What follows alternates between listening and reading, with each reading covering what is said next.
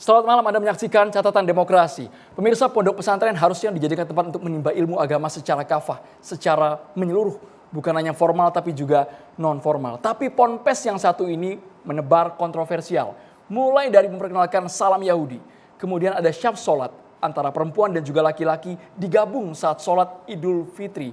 Bahkan yang terbaru ada ungkapan kalau Anda berbuat zina dan membayar tembusan berupa uang atau barang, dosa zina Anda akan otomatis terhapus. Pondok Pesantren Al Zaitun malam hari ini akan kami bahas. Betul, belum lagi kemudian statement dari pimpinan Al Zaitun, Panji Gumilang menyatakan meragukan Al-Quran ini yang kemudian membuat geram seluruh umat muslim di Indonesia. Kita akan bahas mengapa kemudian Pondok Pesantren Al Zaitun nampak tidak terjamah dan juga eksklusif. Ada apa di balik Pondok Pesantren Al Zaitun dan juga sang pimpinan. Kita akan hadirkan sejumlah narasumber malam hari ini. Dan sebelumnya kami perkenalkan juga ada seluruh mahasiswa dari Fakultas Hukum Universitas Trisakti Jakarta. Nanti kita akan libatkan teman-teman mahasiswa untuk bertanya langsung kepada narasumber kami. Kami juga yakin teman-teman mahasiswa di sini mengikuti isu akan Pondok Pesantren Al Zaitun yang mungkin bisa dibilang 1 bulan ini memantik reaksi dari seluruh pihak. Langsung saja ya. Langsung saja kita perkenalkan narasumber kami sudah hadir di studio Catatan Demokrasi. Ada Pak Ken Setiawan, pendiri NII Crisis Center. Selamat malam, assalamualaikum. Silakan.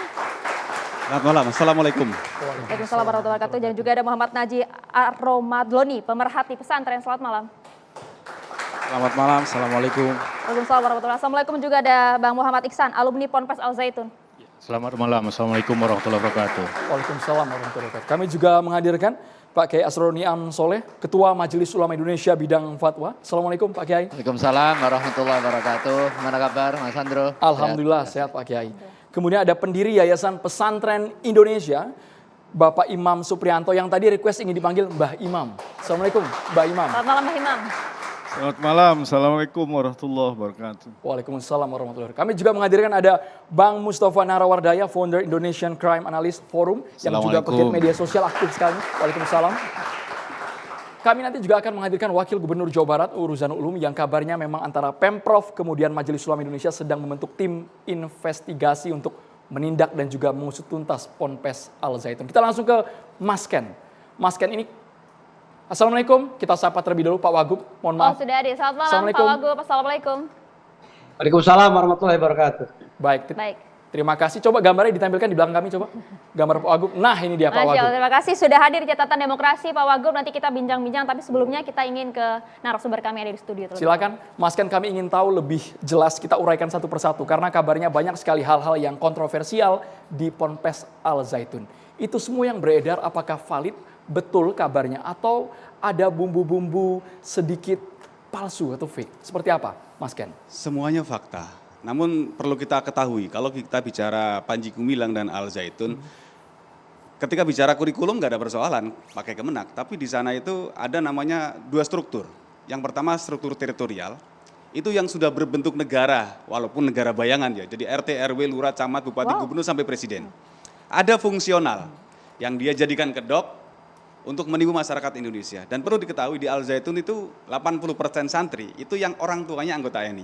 Ada 20% santri yang kita kategorikan korban promosi Al Zaitun yang memang dia tidak tahu NI. Jadi ketika ditanya masalah NI dia nggak tahu. Karena memang ya berbeda. Tapi suatu saat ketika lulus biasanya juga nanti akan didekati dan akan direkrut. Begitu. Mas Ken, bisa dijabarkan kenapa begitu kental dan mengetahui secara mendalam ya, Maria, ya, tentang Ponpes Al Zaitun ini? Saya bagian dari Al Zaitun tapi yang di teritorial. Dan kita dulu di jabatannya masih di tingkat kecamatan. Jadi sudah ada lurah, camat, bupati, gubernur sampai presiden NI di sana. Presidennya pada saat itu? Presiden NI sama dengan pimpinan Al Zaitun yaitu Panji Gumilang. Dan ini sudah dijelaskan juga dalam MUI yang tahun 2002 oleh Kementerian Agama juga, bahkan 2 kali penelitiannya, ada 3 hubungan masalah kepemimpinan, pendanaan, dan historis. Bahwa pimpinan NI dan pimpinan Al Zaitun ya sama. Namun sayangnya sampai sekarang hasil penelitian itu belum dipublish secara umum, sehingga tidak bisa menjadi landasan aparat untuk menindaklanjuti. Kami berharap dulu ada fatwa sebenarnya. Ketika ini kan menurut saya dari 10 kriteria aliran sesat yang di MUI, menurut saya sudah masuk. Dan ini seharusnya juga Kementerian Agama menindak, karena sudah jelas dulu hasilnya, sampai penelitinya itu meninggal dunia, Prof. Safi Mufid, itu juga hasilnya belum dibuka. Ini yang akhirnya kita waktu itu bingung, apa karena dulu setelah hasil penelitian itu kan dulu di Al Zaitun 2004 ada penggelembungan suara ke salah satu partai politik. 24.000 nggak tanggung-tanggung, belum suara di luar. Jadi kita nggak tahu, kita masih berprasangka baik lah. Semoga ketika nanti mungkin ke jenjang lebih tinggi, tapi ternyata Pak Wapres sampai ke istana juga, ini juga belum dibuka sampai sekarang hari ini. Jadi kalau menurut saya hasil yang lama dibuka saja, kumpul Menko Polhukam, Bais, Bin, Baitelkam, Densus 88 kumpul semua, dibuka, ini mau diapakan sebagai barang. Penelitian yang baru tinggal melengkapi saja, karena orangnya masih sama, tempatnya masih sama. Nah, ini yang kita harapkan dari masyarakat. Kalau tidak diselesaikan, ini kan menjadi polemik terus-terusan. Dan ini akan memperburuk cita pesantren, seolah pesantren itu identik dengan radikal, identik dengan bahkan teroris. Nah, ini yang kita harapkan. Sebelum jauh ke sana, yang penyimpangan dan ajaran sesat itu yang seperti apa? Bisa berikan contoh konkretnya, Mas? Bisa dijabarkan, Mas Kan? Ya, ajaran sesatnya dia telah merubah rukun Islam. Kalau rukun Islam sama, tapi sahadatnya ini yang diajarkan di gerakan teritorial. Saya bawa bukunya kebetulan.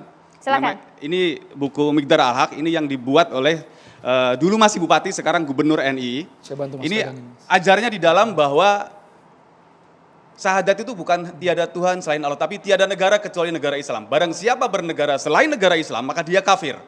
Mereka menganggap Indonesia hukumnya masih jahiliyah, Pancasila, peninggalan KUHP, peninggalan penjajah Belanda. Ini harus diganti dengan negara Islam.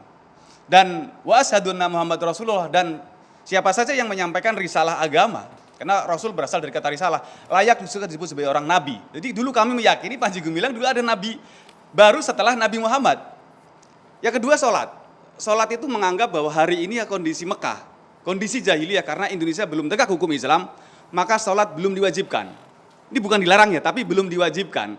Sholat suka-suka dia ketika ada tamu, ketika ada event tertentu. Makanya karena mereka dididik menjadi negarawan, sholatnya mereka dilarang pakai sarung, sholat pakai celana, pakai jas, pakai dasi, karena mereka dididik menjadi seorang negarawan, calon-calon pemimpin negara. Zakatnya juga dirubah, tidak pakai mereka pakai satu gantang kurma, tidak pakai liter beras. Puasanya juga bukan puasa Ramadan, puasa diartikan bahwa ingin menahan dari negara Islam menang. Jadi mereka harus totalitas, memberikan semua yang dimiliki untuk perjuangan. Dan yang terakhir ibadah hajinya. Ibadah haji menurut NI itu nggak perlu ke Mekah. Ibadah haji cukup datang ke Al Zaitun setiap tahun sekali pada 1 Muharram, diartikan sebagai perkumpulan para pejabat. Dan itu seluruh korwil, bahasa mereka dulu kita ke sana korwil, itu datang. Melakukan ritual haji juga di sana. Jadi kalau 1 Muharram datang ke Al Zaitun pasti rame. Apalagi pada saat itu ketika saya di dalam itu sekitar 250.000 jamaah pada saat itu dan hadir semua. Masing-masing korwil semuanya juga melakukan ritual ibadah haji. Keliling tawaf misalnya. Kita bukan keliling Ka'bah, tapi keliling pesantren yang luasnya 1.200 hektar. Melihat bahwa kita bertakbir, Allahu Akbar. Inilah Islam, ini besar, mewah, megah, lengkap fasilitasnya. Jadi tawaf itu mengakbarkan Al Zaitun dengan segala lengkap fasilitas. Dan saya rasa orang yang datang ke sana berucap subhanallah, itu besar sekali, luas sekali. Ada juga istilah melempar jumroh. Kalau di Mekah kan menggunakan kerikil. Kalau di Al Zaitun kita sedang membangun gedung. Kalau pakai kerikil nggak kelar-kelar. Jadi setiap orang yang datang ke sana dari rombongan wilayah mana, nanti di akhir session sambutan Syekh Panji Gumilang, kalau saya menyebutnya sekton bukan seng sebenarnya. Ini ada ritual melempar jumroh, misalnya dari Jakarta misalnya, ada 1 miliar. Ini melempar jumrohnya tidak pakai kerikil, tapi dulu minimal dengan 7 sak semen. Wow. Dalam bentuk duit. Jadi ini sebenarnya kalau dalam segi penodaan agama ini sudah masuk, apalagi kemarin frontal. Ada mazhab Bung Karno, ada sholatnya pakai macam-macam. Jadi kalau bicara ini kurikulum Kemenak itu nggak pernah ngajarin seperti itu. Demikian. Karena ada 2 kurikulum yang diajarkan berbeda di sana begitu ya. Pada saat itu berapa jumlah jamaahnya? Tahun itu kurang lebih 250.000 jamaah. Dan mereka seperti multi level marketing. 1 ngerekrut 5 ngerekrut 10. Pemikirannya ada di kita, ini negara Islam segera bangkit, kita harus ngerekrut orang sebanyak-banyaknya. Menggalang dana sebanyak-banyaknya. Dulu Jakarta saja kurang lebih 14 miliar untuk store di situ.